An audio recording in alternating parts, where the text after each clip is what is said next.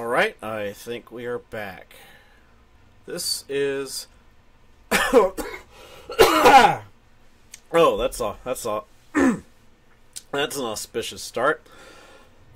This is Kara Dreamer, live again, with a weird fiction, I had been planning on doing these on Wednesdays.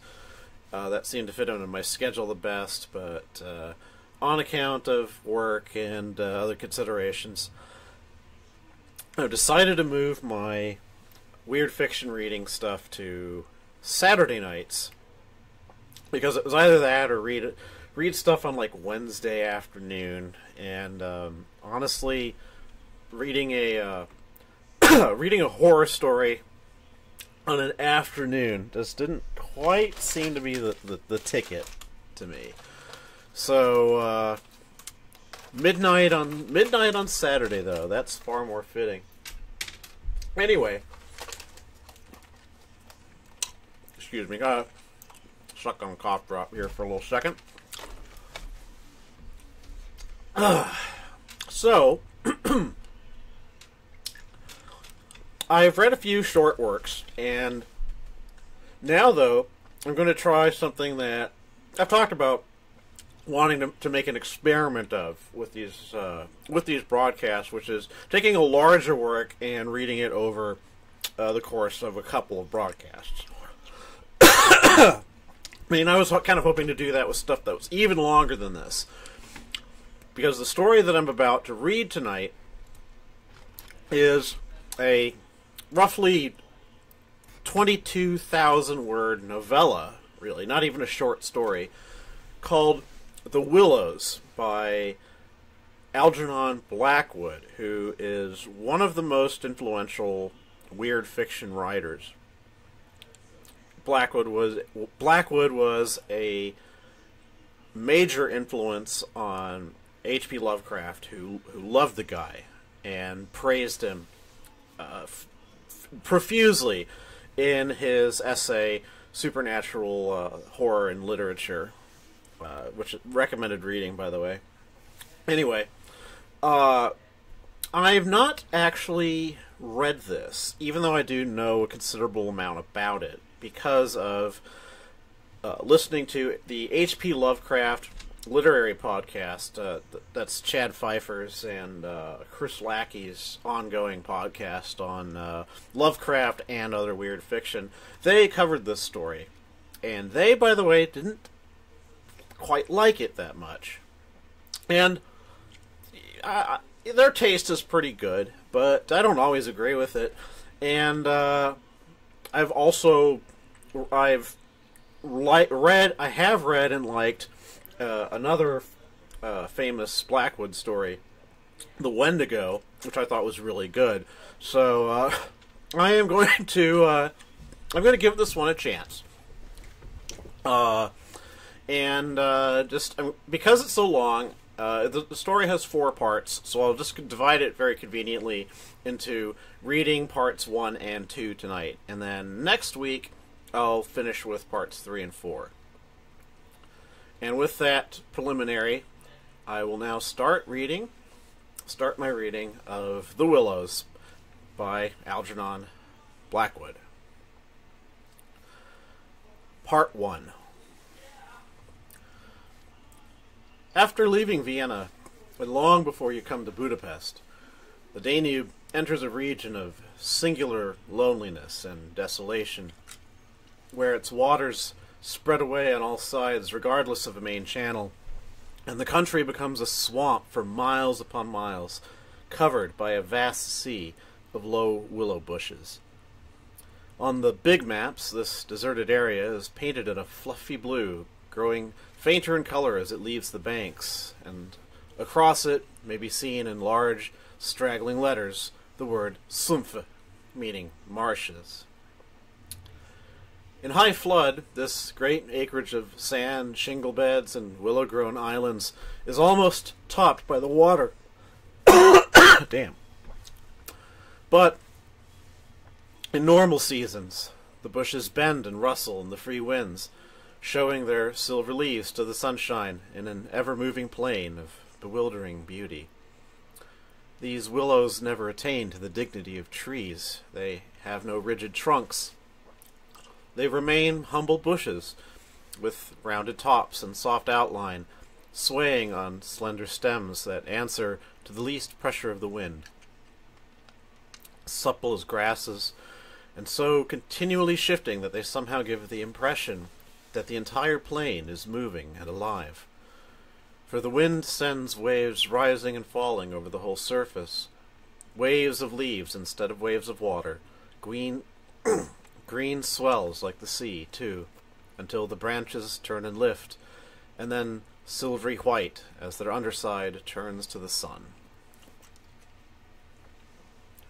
Happy to slip beyond the control of the stern banks, the Danube here wanders about at will among the intricate network of channels intersecting the islands everywhere, with broad avenues down which the waters pour with a shouting sound, making whirlpools, eddies, and foaming rapids, tearing at the sandy banks, carrying away masses of shore and willow clumps, and forming new islands innumerably which shift daily in size and shape, and possess at best an impermanent life, since the flood time obliterates their very existence. Properly speaking, this fascinating part of the river's life begins soon after leaving Pressburg, and we, in our Canadian canoe, with gypsy tent and frying pan on board, reached it on the crest of a rising flood about mid-July.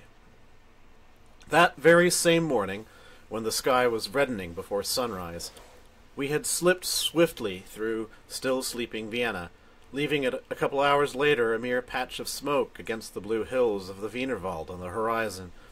We had breakfasted below Fischermond under a grove of birch trees roaring in the wind, and had then swept on the tearing current past Orth, Hainburg, Petronell, the old Roman Carnuntum of Marcus Aurelius, and so under the frowning heights of Telsen on a spur of the Carpathians, where the march steals in quietly from the left, and the frontier is crossed between Austria and Hungary. Racing along at 12 kilometers an hour soon took us well into Hungary, and the muddy waters, sure sign of flood, sent us aground on many a shingle bed, and twisted us like a cork in many a sudden belching whirlpool before the towers of Pressburg, Hungarian Pozsony, I'm probably not pronouncing that correctly, showed against the sky. And then the canoe, leaping like a spirited horse, flew at top speed under the grey walls, negotiated safely the sunken chain of the Fliegende Brücke ferry, turned the corner sharply to the left, and plunged on yellow foam into the wilderness of islands, sandbanks, and swampland beyond, the land of the Willows.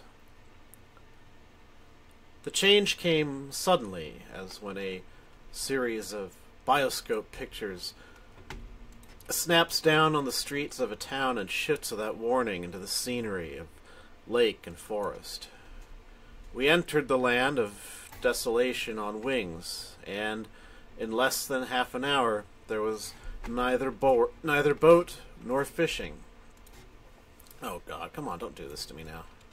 Oh no. Oh, sorry, my computer is just completely that is so frustrating. Anyway.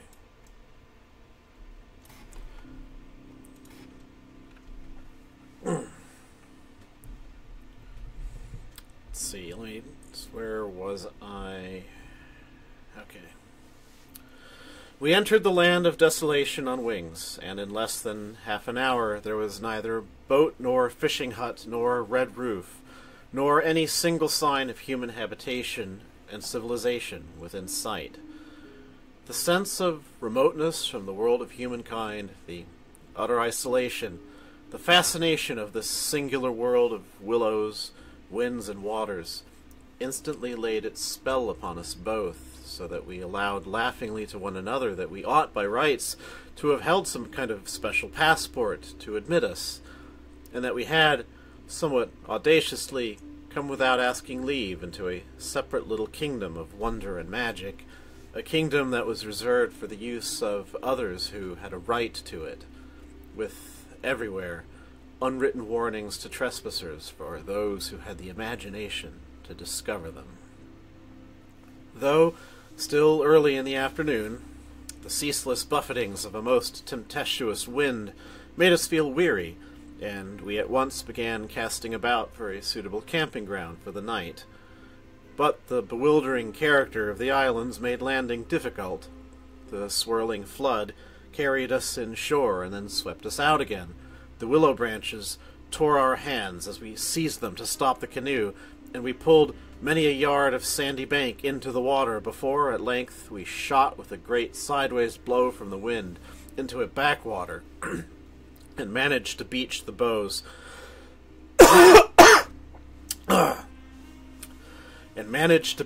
bows in a cloud of spray. Then we lay panting and laughing after our exertions on the hot yellow sand, sheltered from the wind, and in the full blaze of a scorching sun, a cloudless blue sky above, and an immense army of dancing, shouting willow bushes, closing in from all sides, shining with spray and clapping their 1,000 little hands as though to applaud the success of our efforts. "What a river!" I said to my companion, thinking of all the way we had traveled from the source in the Black Forest, and how we had often been obliged to wade and push in the upper shallows at the beginning of June. "Won't stand much nonsense now, will it?" he said, pulling the canoe a little farther into safety up the sand, and then composing himself for a nap. I lay by his side, happy and peaceful in the bath of the elements, water, wind, sand, and the great fire of the sun, thinking of the long journey that lay behind us, and of the great stretch before us to the Black Sea, and how lucky I was to have such a delightful and charming traveling companion as my friend, the Swede. We had made many similar journeys together, but the Danube, more than any other river I knew, impressed us from the very beginning with its aliveness, from its tiny, bubbling entry into the world and among the pinewood gardens of Donaueschingen, until this moment when it began to play the great river game of losing itself among the deserted swamps, unobserved, unrestrained. It had seemed to us like following the oh, that doesn't make any sense. I think that's a typo. It had seemed to us like following the growth of some living creature. That's what I'm guessing it is. Sleepy at first, but later developing violent desires as it became conscious of its deep soul. It rolled like some huge, fluid being through all the countries we had passed, holding our little craft on its mighty shoulders, playing roughly with us sometimes, yet always friendly and well-meaning, till at length we had come inevitably to regard it as a great personage. How indeed could it be otherwise, since it told us so much of its secret life? At night we heard it singing to the moon as we lay in our tent, uttering that odd sibilant note peculiar to itself, and said to be caused by the rapid tearing of the pebbles along its bed, so great is its hurrying speed. We knew, too, the voice of its gurgling whirlpools, suddenly bubbling up on a surface previously quite calm, the roar of its shallows and swift rapids, its constant steady thundering below all mere surface sounds, and that ceaseless tearing of its icy waters at the banks. How it stood up and shouted when the rains fell flat upon its face, and how its laughter roared out when the wind blew upstream and tried to stop its growing speed. We knew all its sounds and voices, its tumblings and foamings, its unnecessary splashing against the bridges, that self-conscious chatter where there were hills to look on, the affected dignity of its speech when it passed through the little towns, far too important to laugh, and all these faint, sweet whisperings when the sun caught it fairly in some slow curve, and poured down upon it till the steam rose. It was full of tricks, too, in its early life, before the great world knew it. there were places in the upper reaches, among the Swabian forests, when yet the first whispers of its destiny had not reached it, where it elected to disappear through holes in the ground, to appear again on the other side of the porous limestone hills, and start a new river with another name, leaving, too, so little water in its own bed that we had to climb out and wade and push the canoe through miles of shallows. And a chief pleasure in those early days of its irresponsible youth was to lie low like Brer Fox just before the little turbulent tributaries came to join it from the Alps, and to refuse to acknowledge them when in, but to run for miles side by side, the dividing line well marked, the very levels different, the Danube utterly declining to recognize the newcomer. Below Passau, however, it gave up this particular trick, for there the Inn comes in with a thundering power impossible to ignore, and so pushes and incommodes the parent river that there is hardly room for them in the long twisting gorge that follows, and the Danube is shoved this way and that against the cliffs, and forced to hurry itself with great waves and much dashing to and fro in order to get through in time. And during the fight, our canoe slipped down from its shoulder to its breast, and had the time of its life amid the struggling waves. But the Inn taught the old river a lesson, and after Passau, it no longer pretended to ignore new arrivals. This was many days back, of course, and since then we had come to know other aspects of the great creature, and across the Bavarian wheat plain of Straubing she wandered so slowly under the blazing June sun that we could well imagine only the surface inches were water, while below there moved, concealed as by a silken mantle, a whole army of undines, passing silently and unseen down to the sea, and very leisurely too, lest they be discovered. An army of undines. Much, too, we forgave her because of her friendliness to the birds and animals that haunted the shores. Cormorants lined the banks in lonely places in rows like short black palings. Gray crows crowded the shingle beds. Storks stood fishing in the vistas of shallower water that opened up between the islands, and hawks, swans, and marsh birds of all sorts filled the air with glinting wings and singing, petulant cries.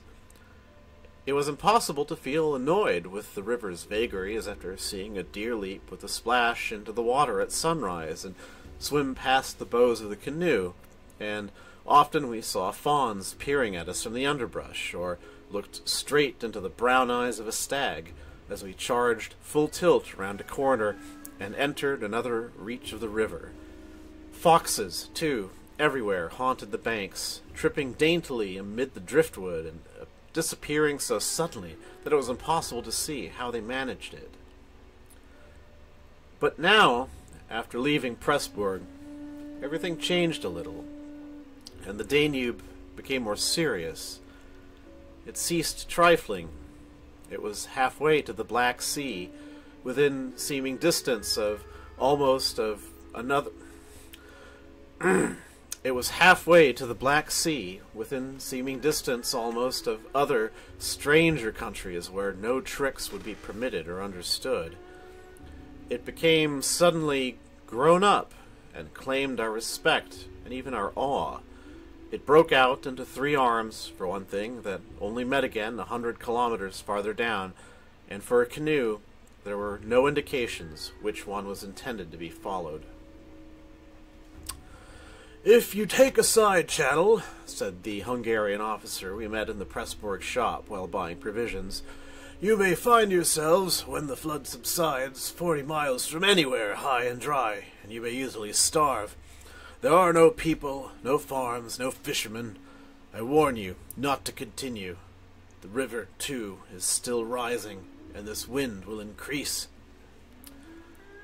The rising river did not alarm us in the least, but the matter of being left high and dry by a sudden subsidence of the waters might be serious, and we had consequently laid in an extra stock of provisions. For the rest, the officer's prophecy held true, and the wind, blowing down a perfectly clear sky, increased steadily till it reached the dignity of a westerly gale.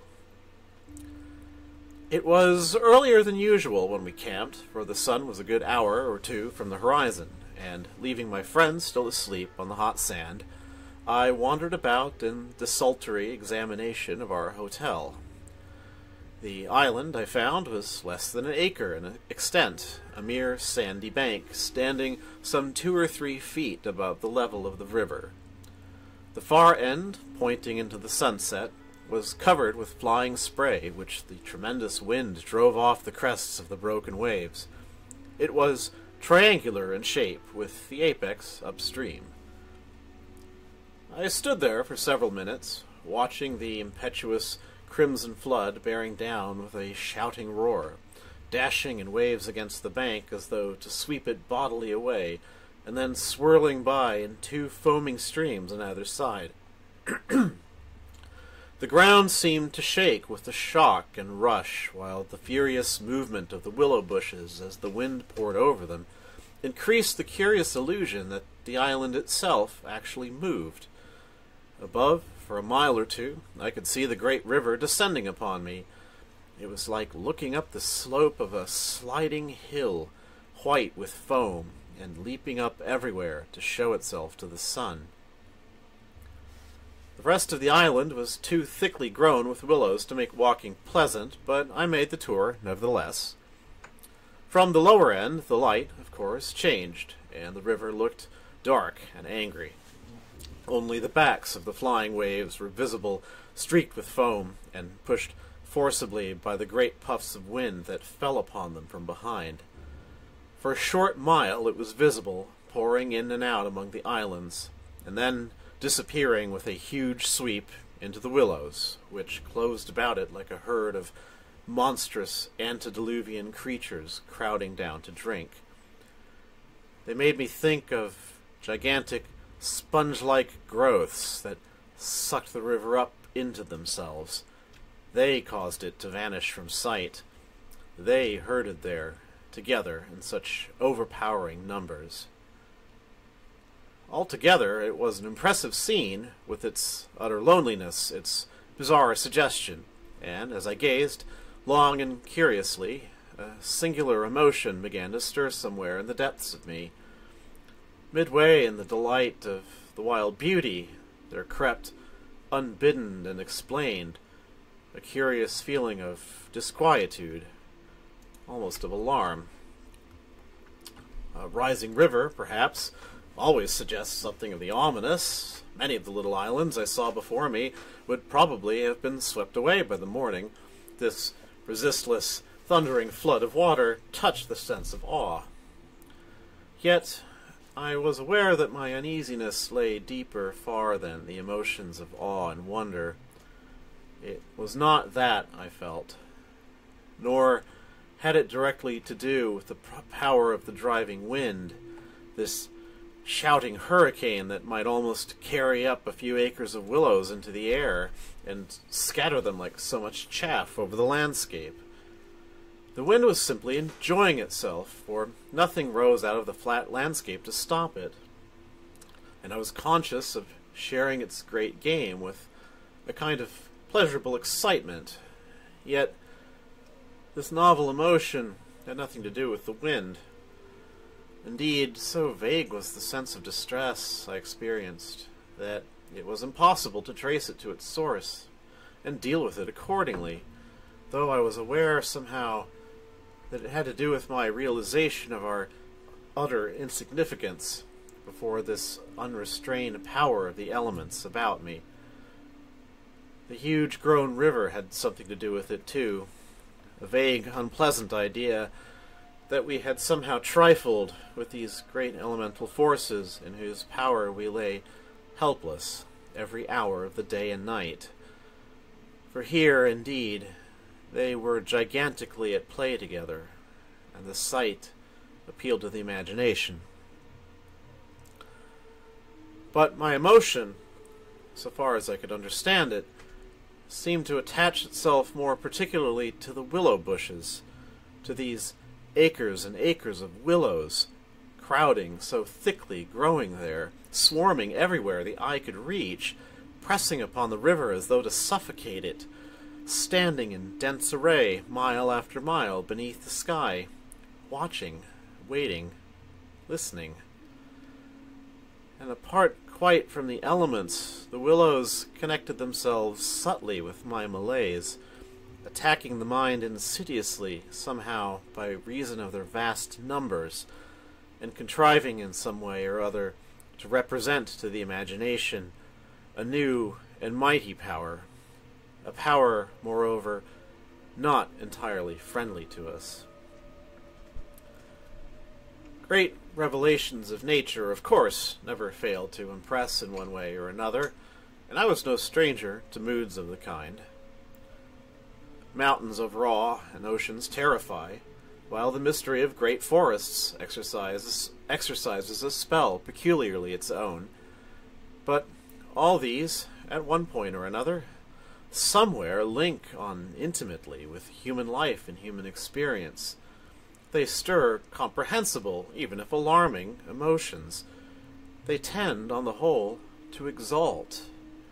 With this multitude of willows, however, it was something far different, I felt. Some essence emanated from them that besieged the heart. A sense of awe awakened, true, but of awe touched somewhere by a vague terror. Their serried ranks growing everywhere darker about me as the shadows deepened, moving furiously yet softly in the wind, woke in me the curious and unwelcome suggestion that we had trespassed here on the borders of an alien world, a world where we were intruders, a world where we were not wanted or invited to remain, where we ran grave risks, perhaps. The feeling, however, though it refused to yield its meaning entirely to analysis, did not at the time trouble me by passing into menace. Yet it never left me quite, even during the very practical business of putting up the tent in a hurricane of wind and building a fire for the stew pot. It remained, just enough to bother and perplex, and to rob a most delightful camping ground of a good portion of its charm. To my companion, however, I said nothing, for he was a man I considered devoid of imagination.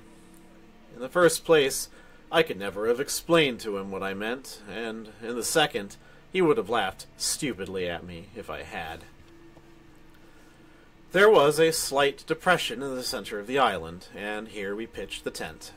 The surrounding willows broke the wind a bit. "A poor camp," observed the imperturbable Swede when at last the tent stood upright. "No stones and precious little firewood. I'm for moving on early tomorrow. This sand won't hold anything." But the experience of a collapsing tent at midnight had taught us many devices, and we made the cozy gypsy house as safe as possible, and then set about collecting a store of wood to last till bedtime. Willow bushes dropped no branches, and driftwood was our only source of supply. We hunted the shores pretty thoroughly.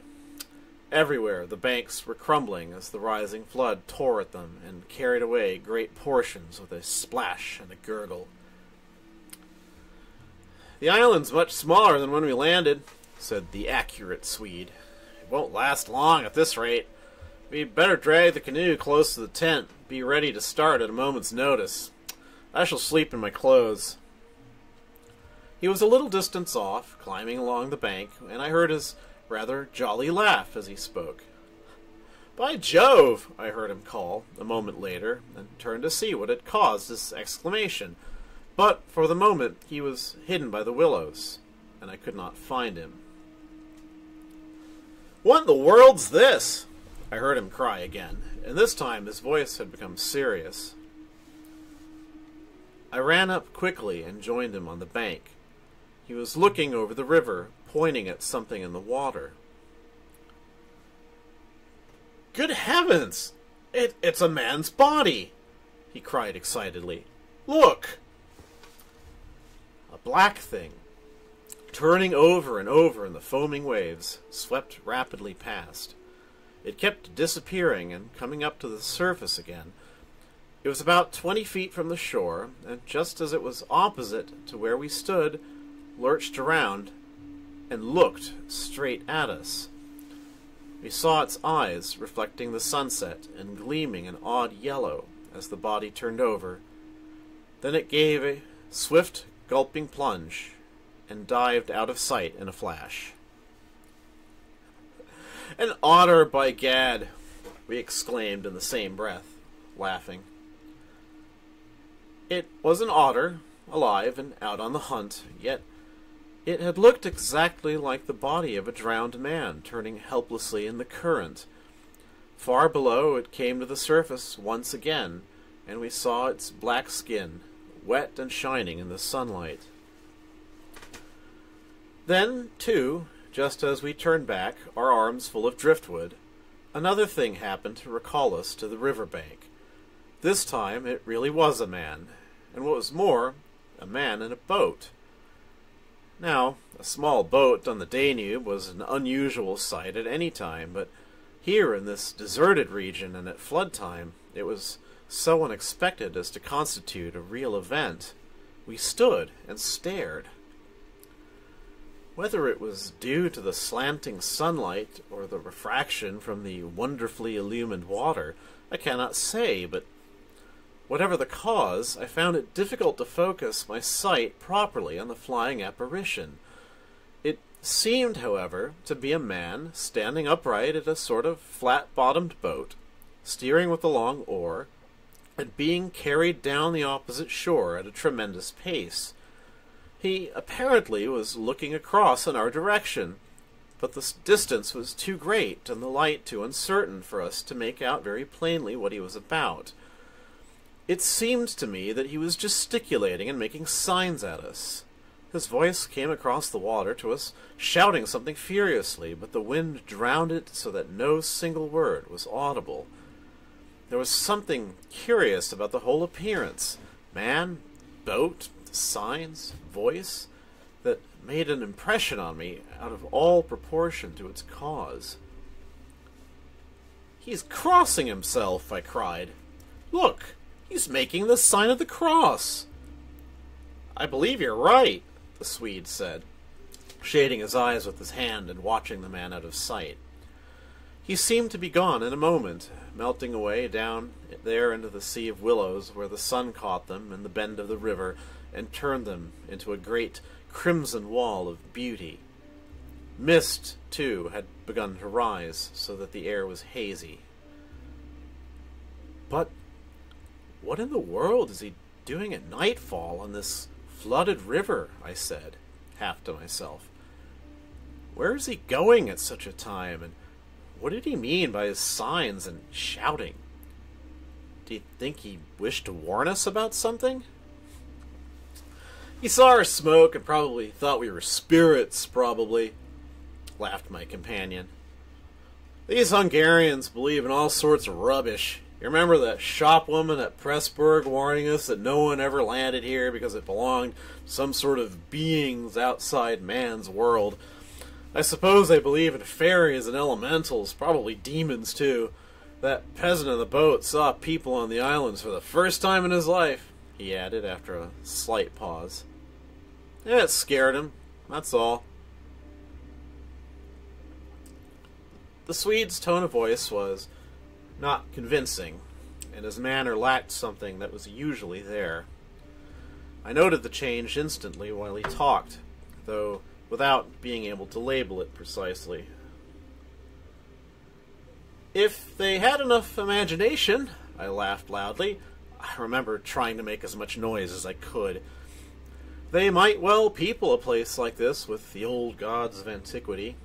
The Romans must have haunted all this region more or less with their shrines and sacred groves and elemental deities." The subject dropped, and we returned to our stew pot, for my friend was not given to imaginative conversation as a rule. Moreover, just then I remember feeling distinctly glad that he was not imaginative. His stolid, practical nature suddenly seemed to me welcome and comforting. It was an admirable temperament, I felt. He could steer... content warning.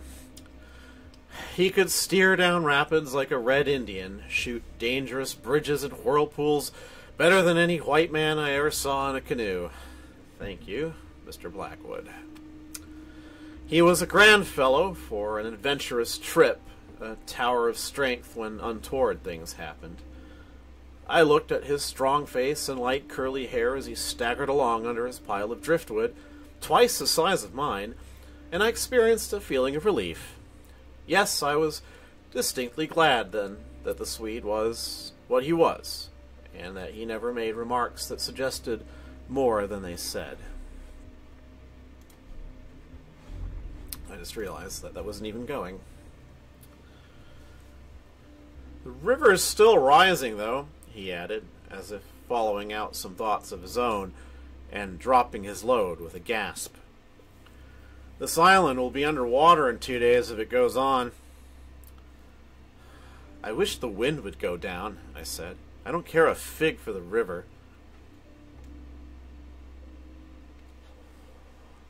The flood, indeed, had no terrors for us. We could get off at 10 minutes' notice, and the more water, the better. We liked it. It meant a increasing current and the obliteration of the treacherous shingle beds that so often threatened to tear the bottom out of our canoe. Contrary to our expectations, the wind did not go down with the sun. It seemed to increase with the darkness, howling overhead and shaking the willows round us like straws.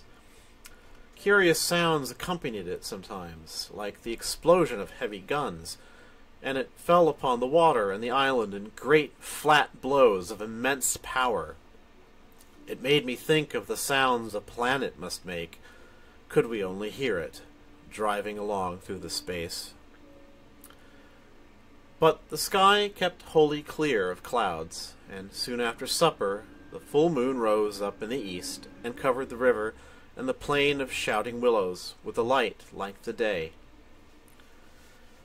We lay on the sandy patch beside the fire, smoking, listening to the noises of the night round us, and talking happily of the journey we had already made and of our plans ahead. The map lay spread in the door of the tent, but the high wind made it hard to study, and presently we lowered the curtain and extinguished the lantern. The firelight was enough to smoke and see each other's faces by, and the sparks flew out overhead like fireworks. A few yards beyond, the river gurgled and hissed, and from time to time a heavy splash announced the falling away of further portions of the bank. Our talk, I noticed, had to do with the faraway scenes and incidents of our first camps in the Black Forest, or of other subjects altogether remote from the present setting, for neither of us spoke of the actual moment more than was necessary, almost as though we had agreed tacitly to avoid discussion of the camp and its incidents. Neither the otter nor the boatman, for instance, received the honor of a single mention, though ordinarily these would have furnished discussion for the greater part of the evening. They were, of course, distinct events in such a place. The scarcity of wood made it a business to keep the fire going, for the wind that drove the smoke in our faces wherever we sat helped at the same time to make a forced draught. We took it in turn to make some foraging expeditions into the darkness, and the quantity the Swede brought back always made me feel that he took an absurdly long time finding it, for the fact was, I did not care much about being left alone, and yet it always seemed to be my turn to grub about among the bushes or scramble along the slippery banks in the moonlight. The long day's battle with wind and water, such wind and such water, had tired us both, and an early bed was the obvious program. Yet neither of us made the move for the tent. We lay there, tending the fire, talking in desultory fashion, peering about us into the dense willow bushes and listening to the thunder of wind and water. The loneliness of the place had entered our very bones, and silence seemed natural, for after a bit the sound of our voices became a trifle unreal and forced. Whispering would have been the fitting mode of communication, I felt, and the human voice, always rather absurd amid the roar of the elements, now carried with it something almost illegitimate. It was like talking out loud in church, or in some place where it was not lawful, perhaps not quite safe, to be overheard. The eeriness of this lonely island, set among a million willows, swept by a hurricane, and surrounded by hurrying deep waters, touched us both, I fancy. Untrodden by man, almost unknown to man, it lay there beneath the moon, remote from human influence, on the frontier of another world, an alien world, a world tenanted by willows only, and the souls of willows. And we, in our rashness, had dared to invade it, even to make use of it. Something more than the power of its mystery stirred in me as I lay on the sand, feet to fire, and peered up through the leaves at the stars. For the last time, I rose to get firewood. "When this has burnt up," I said firmly, "I shall turn in." And my companion watched me lazily as I moved off into the surrounding shadows.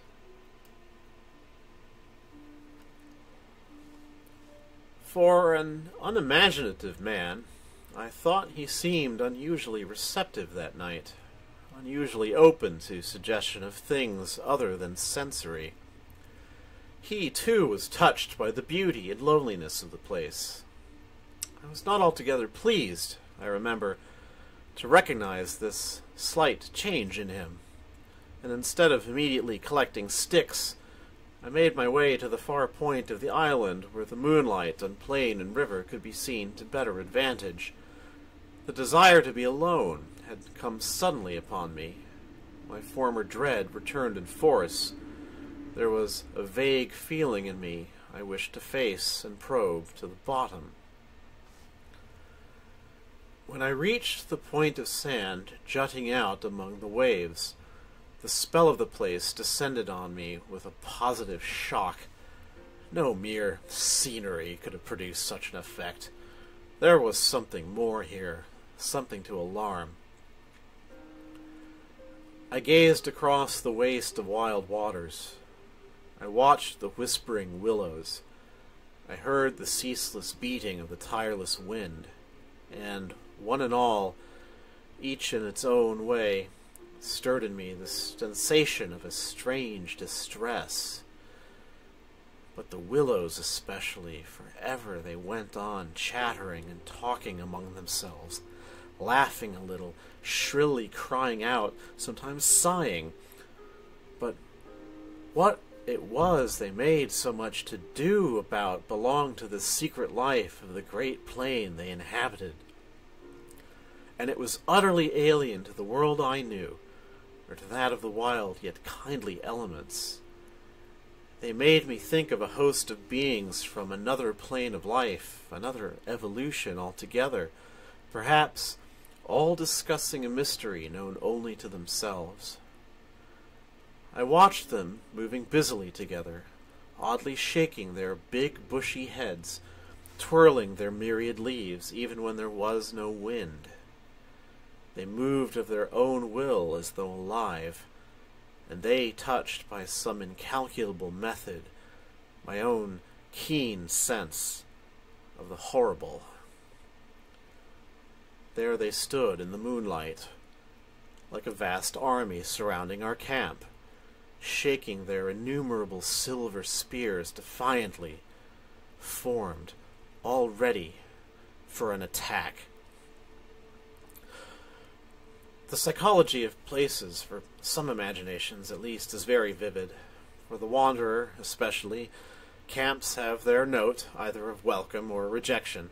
At first it may not always be apparent, because the busy preparations of tent and cooking prevent, but with the first pause, After supper, usually, it comes and announces itself.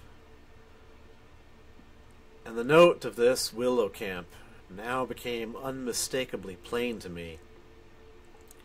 We were interlopers, trespassers. We were not welcomed. The sense of unfamiliarity grew upon me as I stood there watching. We touched the frontier of a region where our presence was resented. For a night's lodging, we might perhaps be tolerated. But for a prolonged and inquisitive stay, no! By all the gods of the trees and wilderness, no! We were the first human influences upon this island, and we were not wanted. The Willows were against us. Strange thoughts like these, bizarre fancies, born I know not whence, found lodgment in my mind as I stood listening. What, I thought, if, after all, these crouching willows proved to be alive? If suddenly they should rise up like a swarm of living creatures, marshaled by the gods whose territory we had invaded, sweep towards us off the vast swamps, booming overhead in the night, and then settle down. As I looked, it was so easy to imagine that they actually moved, crept nearer, retreated a little, huddled together in masses, hostile, waiting for the great wind that should finally start them a-running. I could have sworn their aspect changed a little, and their ranks deepened and pressed more closely together. The melancholy, shrill cry of a night bird sounded overhead, and suddenly I nearly lost my balance as the piece of bank I stood on fell with a great splash into the river, undermined by the flood. I stepped back just in time, and went on hunting for firewood again, half laughing at the odd fancies that crowded so thickly into my mind and cast their spell upon me. I recalled the Swede's remark about moving on next day, and was just thinking that I fully agreed with him, when I turned with a start and saw the subject of my thoughts standing immediately in front of me. He was quite close. The roar of the elements had covered his approach. And that ends part one. I'm going to take just like a very, very short breather here.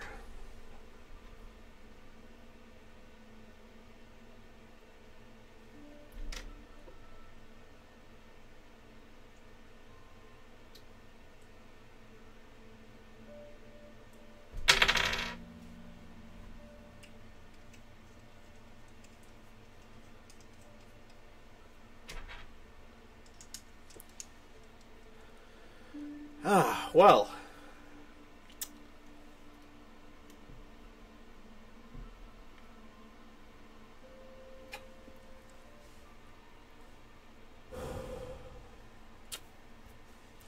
ready for part two. You've been gone so long, he shouted above the wind. I thought something must have happened to you. But there was that in his tone, and a certain look in his face as well, that conveyed to me more than his usual words, and in a flash I understood the real reason for his coming. It was because the spell of the place had entered his soul too, and he did not like being alone. "River's still rising!" he cried, pointing to the flood in the moonlight. "And the wind's simply awful." He always said the same things, but it was the cry for companionship that gave the real importance to his words. "Lucky," I cried back. "Our tent's in the hollow. I think it'll hold all right." I added something about the difficulty of finding wood in order to explain my absence, but the wind caught my words and flung them across the river, so that he did not hear. But he just looked at me through the branches, nodding his head. "Lucky if we get away without disaster," he shouted, or words to that effect, and I remember feeling half angry with him for putting the thought into words, for it was exactly what I felt myself. There was disaster impending somewhere, and the sense of presentiment lay unpleasantly upon me. We went back to the fire and made a final blaze, poking it up with our feet. We took a last look round. But for the wind, the heat would have made it unpleasant. I put this thought into words, and I remember my friend's reply struck me oddly, that he would rather have the heat, the ordinary July weather, than this diabolical wind. Everything was snug for the night, the canoe lying turned over beside the tent, with both yellow paddles beneath her, the provision sack hanging from a willow stem, and the washed-up dishes removed to a safe distance from the fire, all ready for the morning meal. We smothered the embers of the fire with sand and then turned in. The flap of the tent door was up, and I saw the branches and the stars and the white moonlight. The shaking willows and the heavy buffetings of the wind against our taut little house were the last thing I remembered as sleep came down and covered all with its soft and delicious forgetfulness. Suddenly I found myself lying awake, peering from my sandy mattress through the door of the tent. I looked at my watch pinned against the canvas, and saw by the bright moonlight that it was past 12 o'clock, the threshold of a new day, and I had therefore slept a couple of hours. The Swede was asleep still beside me. The wind howled as before. Something plucked at my heart and made me feel afraid. There was a sense of disturbance in my immediate neighborhood. I sat up quickly and looked out. The trees were swaying violently to and fro as the gusts smote them, but our little bit of green canvas lay snugly safe in the hollow, for the wind passed over it without meeting enough resistance to make it vicious. The feeling of disquietude did not pass, however, and I crawled quietly out of the tent to see if our belongings were safe. I moved carefully so as not to waken my companion. A curious excitement was on me. I was halfway out, kneeling on all fours, when my eye first took in that the tops of the bushes opposite, with their moving tracery of leaves, made shapes against the sky. I sat back on my haunches and stared. It was incredible, surely, but there, opposite and slightly above me, were shapes of some indeterminate sort among the willows, and as the branches swayed in the wind,